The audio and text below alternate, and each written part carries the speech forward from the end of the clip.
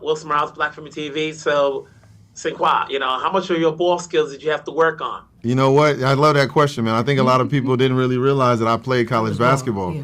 So There's playing ball, and then 6. there's keeping up with it. oh yeah, I still, you know what I always like to tell people, I still go to a couple places to get shots up. There's this spot that I go to that has like a shooting gun.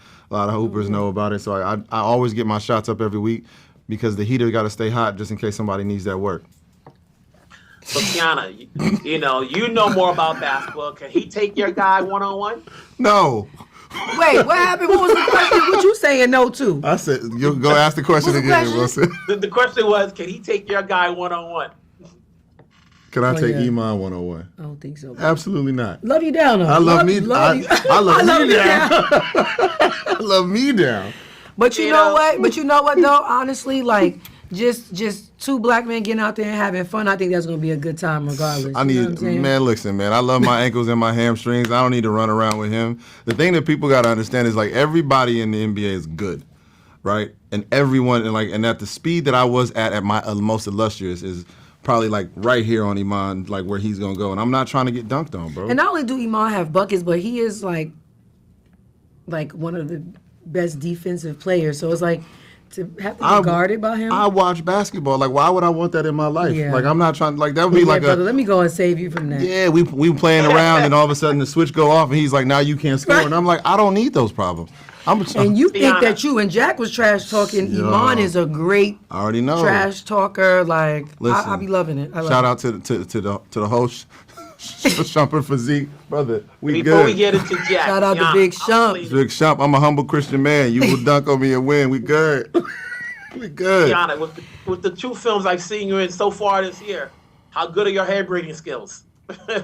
My hair braided, right? Because I did hair in both movies. Oh. My Nana actually did hair for 50 years. She just retired maybe about 2 years ago. Right. So like I literally grew up in the salon.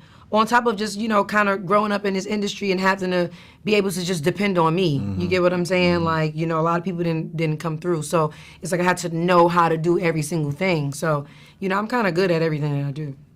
Bar. Then I was working with Jack. Obviously, when people think about this movie and they're always like, oh, let's not work, don't touch the classic. It's funny that when they make remakes, everything old is a classic, Yeah. And if it's like a new story, new take for those who are not, because think about it.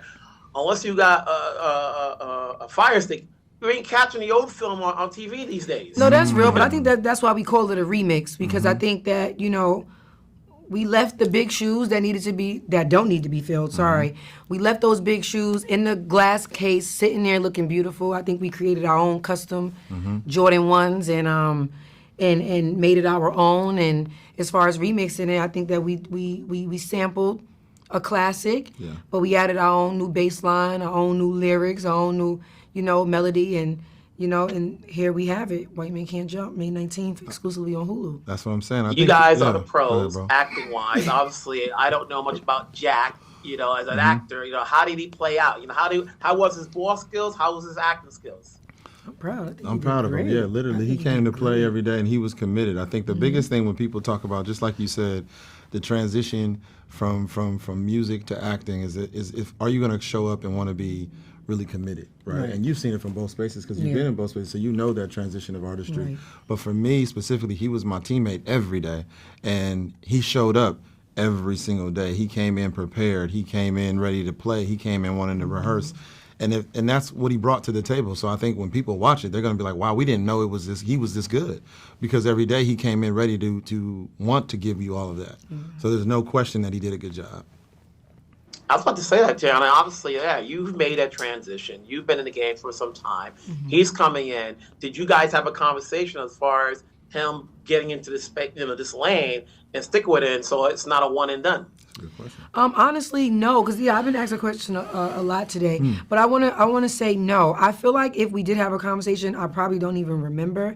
Like that's how great he was, and what I like about it is you can tell when he first found out the role was his, he immediately committed and got to it and got into his studies and got into like whatever he needed to get prepared.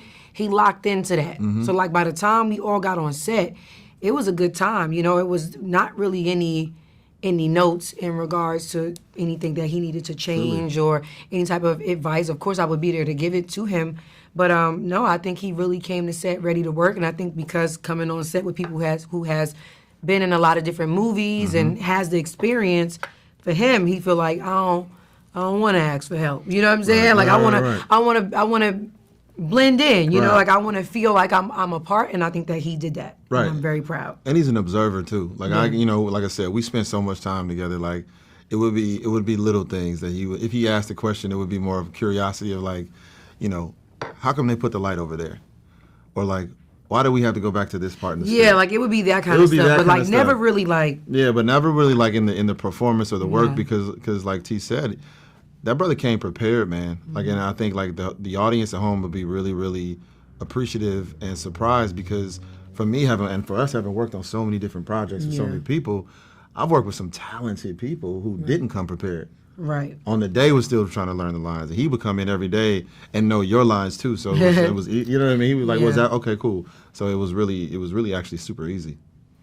Except for the title, this is a whole new take. Very appreciative. You guys showed out. Congrats on the roles. Congrats on the film. Thank you. I'm sure I'll speak to you down the road. Yes. Take care. Always, so bro. much. Always. Got your back. My dude. Black to the TV. How's it going? What's up, man? How you doing? My pleasure. Good. So what came first, this or House Party? What's funny is House Party came first, but there was a moment where we started House Party prep, and then the pandemic happened, and we didn't know if it was going to go again. And so in that time, White Man Can't Jump came in, and I was like, yeah, let's do it. And then right when I was like, yeah, let's do it, House Party was like, wait, no, we want to go now. And so I shot House Party first, and then immediately after House Party, I went into, filming my second movie, White Man Can't Jump. So it's not that often we get a black director that has a film out in the same year. Two films out, and so it happened to be remakes of classics. I know. What was your thinking? You're like, okay, is this going to work? Otherwise, if it doesn't work, I'm going to get killed. Well, yeah, it's one of those things where, I trust my taste. I think House Party was a good movie to, that wasn't really too high stakes as far as like recreating it. I feel like there's I think that was like House Party 5 or 6. You know what I'm saying? So, they wasn't gonna kill me that much, you know what I'm saying? But at the same time, I feel like I knew the culture enough to like do something that was that represented it well, that people would, enjoy. And the people involved, all the cameos, LeBron, Kid Cudi, like that whole thing, like I felt like that was a good way to like to ease into doing a remake. And it's so interesting because I learned so much from the first film. Like, I felt like I was on a episode of Scare Straight Hollywood Edition, where it was just like I was just learning all these lessons and everything was coming at me hard. But, the lessons that I gained, I was able to like apply them immediately to my next film, and they were fresh in my head. It wasn't like it was a year later. It was literally like 3 months later. And so, going into this movie, I just felt overly confident, and, I had all my department heads dialed in, and like we prepped and we paid attention to all the details. We got great actors, and, I feel like it's a natural, step above my previous film. Now, I've known Sinqua for a while, and I think he plays ball, but I've never known so much about Jack Harlow. I've heard of his name. I'm not so much into his music. Were you aware of his basketball skills, or did he have to work at it? Oh, he definitely had to work at it, man. It's funny because I was trying to find stuff online of him playing basketball, and it was like one clip of him like playing around backstage, like shooting around, and I was like, okay, I think he might have a little something based on how he's like casually playing ball. But it's funny because the day after his audition, he actually played in the NBA celebrity basketball game, and it was almost like that was his audition, and he did really well. He was shooting 3-pointers from deep. He was going to the hole doing reverse layups. So it was like, all right, like this dude, with the help of like, a basketball trainer, like he can, definitely play the part and sell it. So, yeah, man, we didn't have to use his stunt double. We had a stunt double on set, and we didn't use him one time. Good thing about the movie, it's a totally different take from the original, so people can enjoy this. If you had not seen the original, we're not doing take to take in here, and you have different characters. I guess you were one of the last people to work with Lance Reddick here.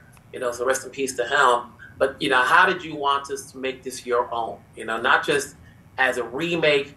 That is somebody who having that for those who have seen House Party. Say, okay, here's a director that can stay, that can make that transition from music videos to doing cinematic work. And we don't need him to be the next Hype Williams.